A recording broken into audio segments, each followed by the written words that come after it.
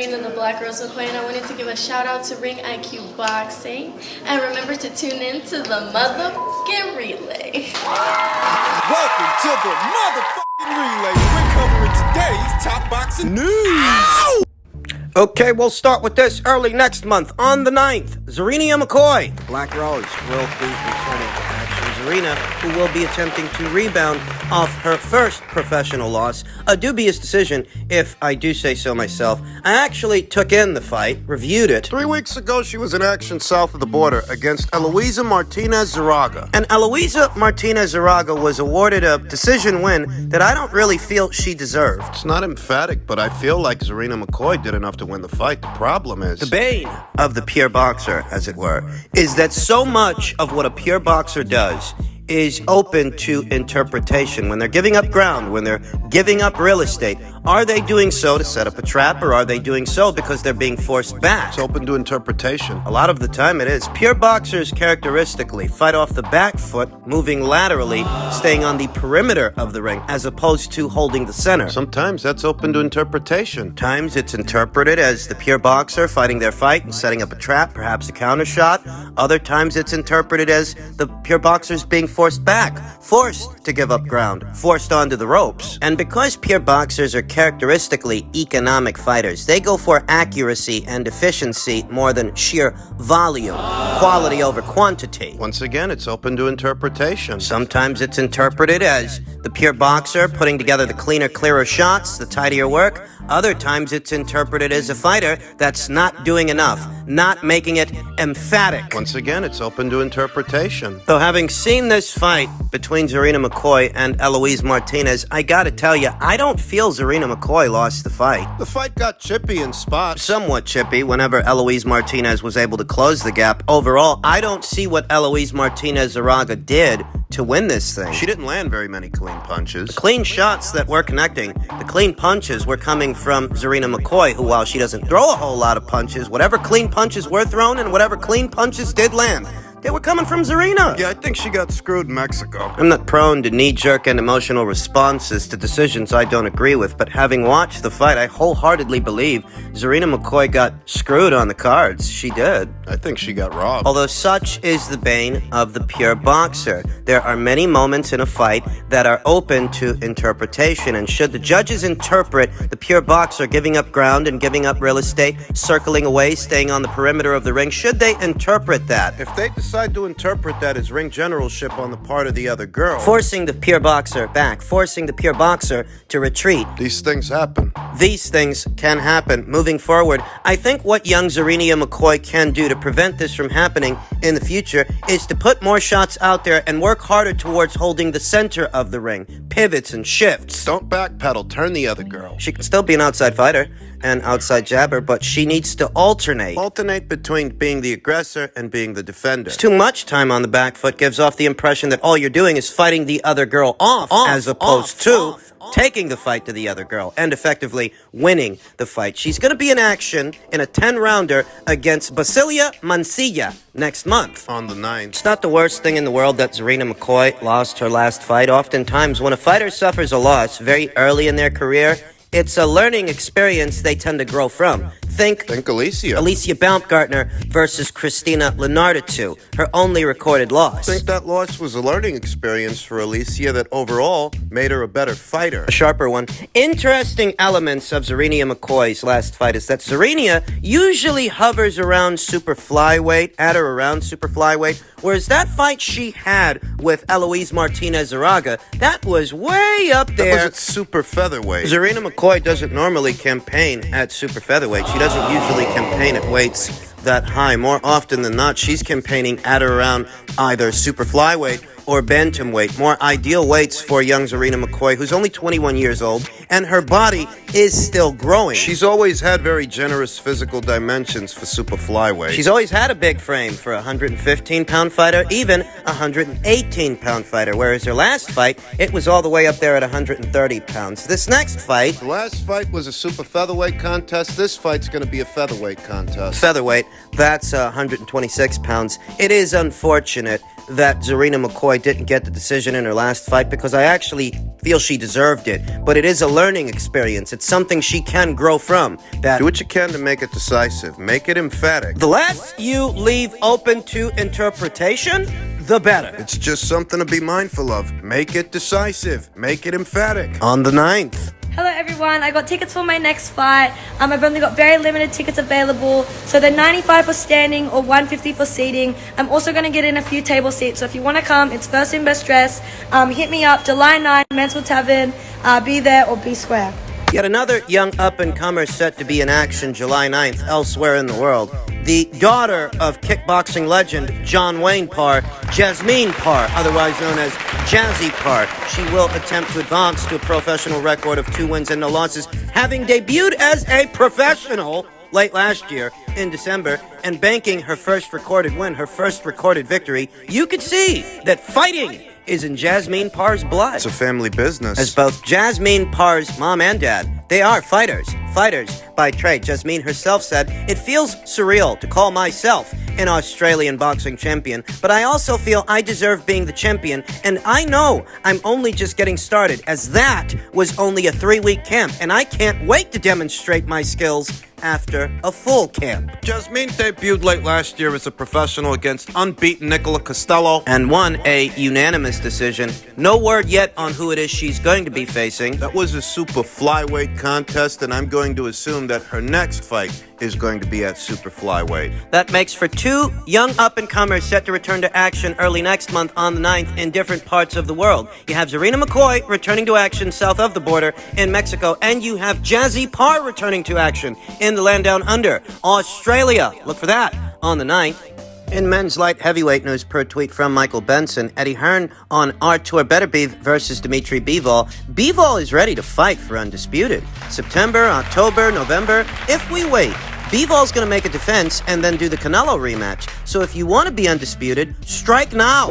Don't talk about other fights. Let's make the fight. Bivol's not booked. That's what Eddie Hearn has been communicating. Bivol's next scheduled match isn't in the books yet, thus he's free to negotiate. He's got the wiggle room to do so, whether it's a title defense against Joshua Buatsi, a title defense against Zerto Ramirez, or an undisputed light heavyweight title fight with Artur Beterbiev. He has the wiggle room at this time to make any one of those 3 fights happen. And if what people want is the undisputed light heavyweight title fight, well, now would be the time to strike. But we know what Frank wants, we know what Bob wants, and we know what they've got going on. They want Artur to go to London and take on Anthony Yarde, as if a fight with Anthony Yarde is in any way, shape, or form a bigger fight than a Bivol fight. The Bivol fight is the biggest bang for your buck fight for any heavyweight contender, Light heavyweight contender or champion. Beterbiev versus Yarde in London. It's not a bad fight, but it's not a big one either. For an aging fighter, an aging champion like Artur Beterbiev,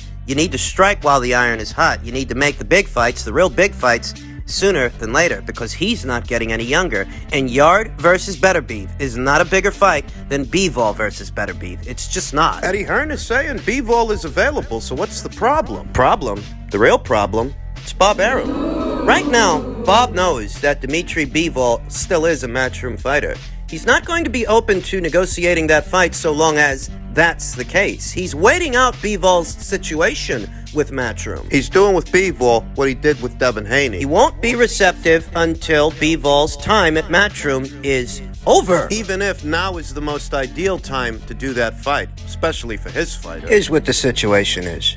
Bob's not going to send Artur over there to DAZN to be content for Eddie Hearn. He's not about to do that, though at the same time, he doesn't want to have to pay to bring Bivol over to his side of things, not right now. No, because paying to bring him over right now could be very expensive. Dmitry Bivol is on the eve of a Canelo-Alvarez rematch. All Canelo has to do is make his way past Gennady Golovkin's, and if he does, you hear what Canelo's saying. He wants another fight with Bivol, another shot, and he wants it at light heavyweight. So Bob knows, given the situation as it is right now, bringing Dmitry over, even for just one fight, it could be expensive. The truth is that Matchroom could pay for the fight themselves. Matchroom can finance Bivol versus Beterbiev just fine. Bob Arum knows that. That's why he's in such a hurry to get a fight in the books for Artur. It's why Frank Warren has confirmed that they've booked the O2 Arena in London for Artur Beterbiev versus Anthony Yarde for the WBC, IBF, and WBO light heavyweight world titles in October. That's why they're getting a move on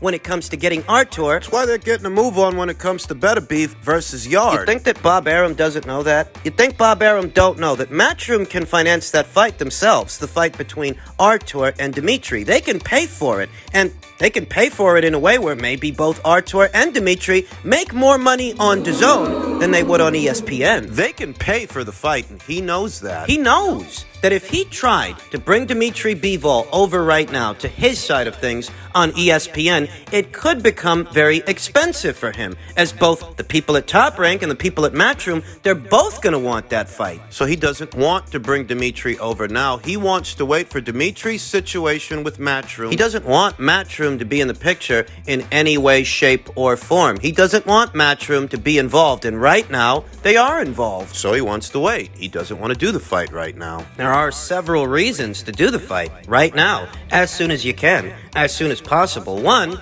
your horse in the race, Artur Beterbiev, he's not getting any younger. He's 37 going on 38 years old. That's the first reason you need to do the fight sooner than later. The second reason is Dimitri Bivol is free. He doesn't have a fight scheduled at this time, so this time is the ideal time to start negotiations with that guy. That's the second reason. And the third reason, you do this fight sooner than later, and the winner of the fight is in a pole position to face Canelo Alvarez should Canelo beat Gennady. That sets up that super fight. Canelo Alvarez has said in so many words that he means to return to the light heavyweight division. He means to fight Dimitri Bivol for a second time. So Dimitri is in a pole position to be in yet another big money fight. Well, what if Artur knocks him off? If Artur takes him out, then Artur's in position to be in a big money fight. It's yet another reason to do this fight sooner than later, but that's not what Bob wants, because Bob wants to keep Matchroom out of the picture as much as possible. And if you try to do the fight now... I'm just going to come right out and say it. What you need to do is send Artur to DAZN. That's what needs to happen, and Bob's not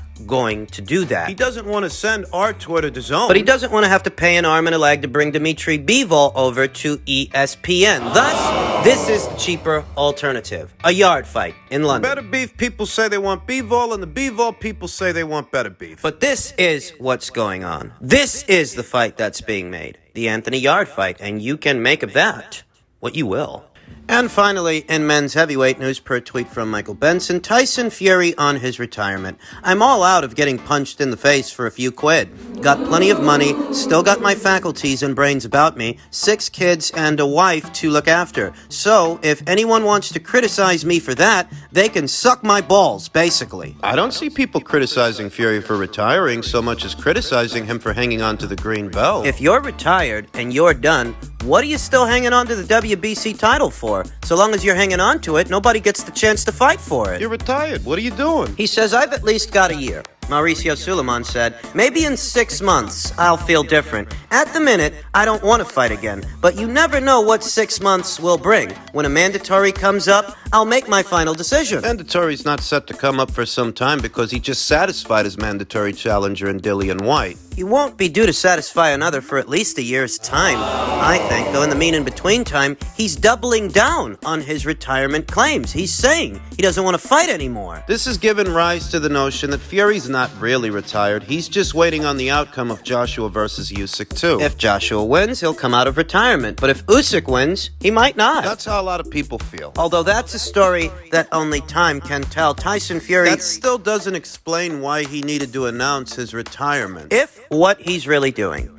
is waiting on the outcome of Joshua versus Usyk 2 to make his final decision, then he's not really retired. Not if he's still waiting on the outcome of that fight, and not if he's still in possession of the WBC title. You're not really retired, so why are you saying you're retired? That's a legitimate question. What's the fucking point? What's the point of doubling down on these retirement claims if underneath it all, you're waiting on the outcome of that fight and you still are a reigning champion? Then why do it? Why claim you're retired? Maybe it's so that if Usyk Usyk wins, he can save face by saying he's retired. Maybe that's what it is. Your guess is as good as mine. In either event, it needs reconciliation. It needs to be reconciled why Fury is doubling down on retirement claims whilst simultaneously hanging on to the WBC title. If you're retired, then you don't need it. trying to rewrite history, too. He said, we tried to make that fight 6 times, that fight being the Anthony Joshua fight. He says they tried to make that fight 6 times at least and were unsuccessful every time because you're messing with a diva, a prima donna, little sucker bitch who doesn't want to fight. He couldn't beat me if he had a baseball bat while I was sleeping. He's trying to rewrite history because he's the one who announced that the fight was done. Before the third Wilder fight came into fruition, before it was officially announced that Deontay Wilder had won his arbitration situation, it was Tyson Fury who took to social media and announced that he would be fighting Anthony Joshua. Does he think people forgot? Hey there, it's Tyson Fury, the Gypsy King. Got some massive news for you all, guys. I've just got off the phone from Prince Khalid of Saudi Arabia. He told me this fight's a 100% on. August 14th, 2021, summertime. All eyes of the world will be on the Kingdom of Saudi Arabia. And I cannot wait, repeat, cannot wait to smash Anthony Joshua on the biggest stage of all times. This is going to be the biggest sporting event ever to grace the planet Earth. Do not miss it. All eyes on us. Peace out. God bless. See you all in Saudi! Yes! Get it. That was Tyson Fury on May 16th of last year, officially announcing that the Anthony Joshua fight was a go. The official date and location was set. That was on May 16th, only so that the following day on the 17th, News could break that Deontay Wilder had won his mediation arbitration situation and Tyson Fury would be unable to face Anthony Joshua in August. Now, Tyson Fury, people at Top Rank, and Frank Warren, people at Queensberry, they had the option of paying Deontay Wilder to step aside so that the fight with Anthony Joshua could proceed as planned. but they didn't want to do that. Bob Arum completely blew off the idea that they're going to pay off Wilder. He would have none of it. The rest, as they say, is history. So all these months later, why is Tyson Fury trying to bamboozle the boxing community? Why is he trying to rewrite history? Because he's a pathological liar. The reason the Joshua versus Fury fight didn't happen wasn't because of anything that Anthony Joshua did. It was Anthony Joshua and Matchroom working tirelessly to get that fight over the line. And it was Tyson Fury's situation with Wilder. Why did you even enter into negotiations with Anthony Joshua if you knew that Wilder situation was still going on? And if you wanted to fight with Anthony so bad, why didn't you just pay Wilder to step aside? I could care less who you think would have won or will win if they ever fight. These are legitimate questions. Hell, before all of this, when Tyson Fury was mounting his comeback, why'd you go after Wilder and not Anthony? The Anthony Joshua fight was worth more money. We all know that. If Anthony's the prima donna and the diva, why is it that all the issues always surface on your end of things? You chose to go after Wilder, not Anthony. And while Matchroom was actually working on the fight and getting it over the line, it was your situation with Wilder that killed the Joshua fight. I didn't forget. If Fury's the genuine article, why is he always trying to rewrite history?